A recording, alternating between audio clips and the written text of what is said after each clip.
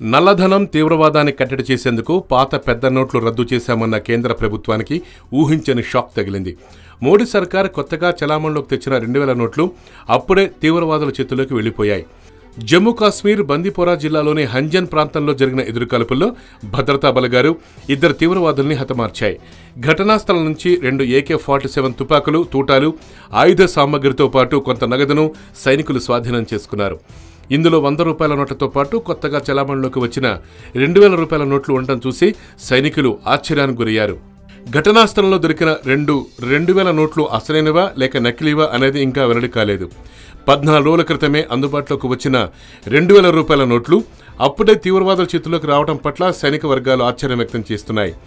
ఈ నోట్లు తీవ్రవాదుల చేతుల్లోకి ఎలా వచ్చాయో తెలుసుకునేందుకు ప్రయత్నిస్తున్నారు. పాత 500 రూపాయలు, 1000 నకిలీ నోట్లు ముద్రించి సరిహద్దు గుండా మన దేశంలోకి చొరబడుతున్న ఉగ్రవాదులకు 2000 నోటుతో కళ్లెం పడుతుందని కేంద్ర ప్రభుత్వం భావించింది. అయితే తాజా ఘటనతో వారి అంచనాలు తలకిందులయ్యాయి. దీనిపై కేంద్ర ప్రభుత్వం సీరియస్గా స్పందించింది. YoYo News, Hyderabad.